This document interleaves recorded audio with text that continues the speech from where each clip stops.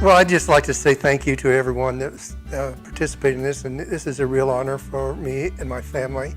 I guess if you want to look back, I'd look back to my college days. My college judging team coach was Don Good, and Miles McKee was the herdsman at the beef barn. I was always interested in pedigrees, even when I was a little kid, but they really got me interested in breeding cattle, and I think form and function was part of what they taught me. Dick Janssen I've known for a half a century. He's a gentleman that really has a great love for Angus cattle and seed stock. He served as president of the Kansas Angus Association in 1980. In 1990, he was elected president of the American Angus Association, and I certainly would want to say that he was one of the best presidents that we've ever had of the American Angus Association. I really hate to tell you how long I've known Dick, and that'd be telling you my age, and he's got that on me too. But I worked for him back in the earlier years, before we had cameras or TV practically. Came to Missouri in 1983 and had to go back to buying bulls from Dick in the early 90s, trying to get back to Cavanese, something they'd forgotten. Went back to Green Garden Angus and the Professor. And from that time on, why, I guess one of the biggest things that he convinced me of is try to stay in the middle of the road with everything. Norman Knack and I went out in '97 and was looking for cattle with known genetics and something that had some data behind them. And at that time, all we had was EPDs, and we was looking for low birth weight bulls mainly. Dick stays right out on the cutting edge of collecting data and all the way through from the scan data to the feed efficiency, and real easy to work with, and stands behind these bulls 100%. All right, I started going out to Dick Janssen's around 14 years ago, and what we was looking for was easy calving bulls, and we was getting into the fat market, and we was wanting to sell grid cattle. And since I went with Dick's bulls, we pull very few calves, we do very good on the grid with the fat cattle, and they seem to be easy keeping cows. Well, I'd first met one Dick Janssen probably some 30 plus years ago. Purchased a bull from us at that time, and I personally delivered the bull to Dick Janssen down at Green Garden, Ellsworth, Kansas.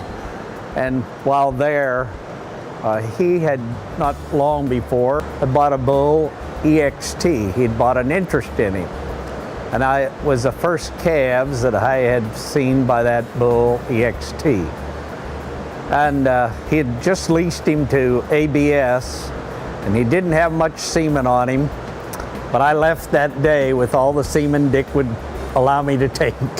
When I was thinking about this, I thought of the one thing that I thought had more influence over the commercial cow-calf business in the United States, that you were a leader in innovating, and that was EPDs for birth weight.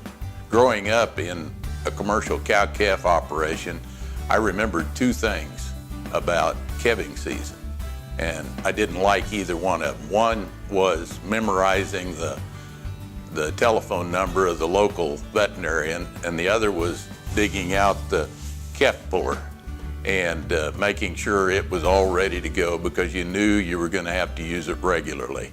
I guess one of the really things I really appreciate that Dick Janssen has been very true to his breeding program.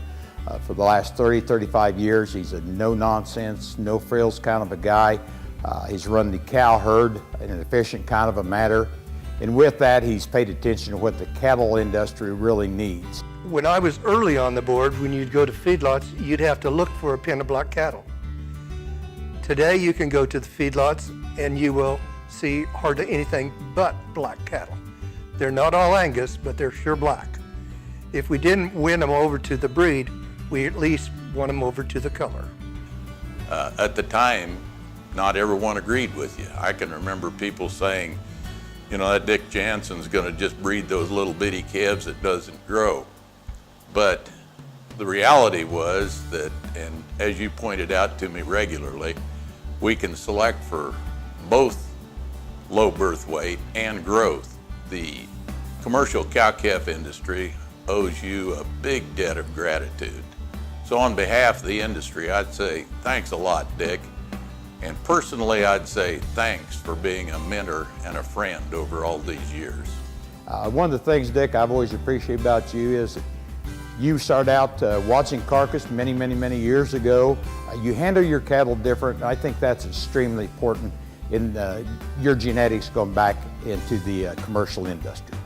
Again, Dick Janssen, I'm proud to be your friend. I'm proud to know you, and what a wonderful honor for your contribution to the betterment of the Angus breed and the seed stock industry. Dick, congratulations for Stockman of the Year. You're very well deserving of this award. All of us here in Missouri want to congratulate Dick. He's well deserving. I've really enjoyed working with you, and I want to really congratulate you on all your accomplishments. Other than that, I guess I'm going to have to congratulate him, being he's older than I am, and so he still knows a little more than I do. Congratulations, Dick. Well, I can only say to the Angus world and to the beef cattle community and all that we need more people like Dick, Shelley Janssen, and I certainly congratulate them. I would like to congratulate my father for winning the Stockman of the Year award. So congratulations, Dad, you deserve the award. For those who know me and knew that my folks wanted me to be a golfer and not a farmer because the farm people can't go out to the golf course, I've got a chance to learn more about nature and environments and how to protect things from a man that I dearly love and have always. Again, I would like to say thank you so much for this honor. It's been a thrill and a joy for my family. Thank you.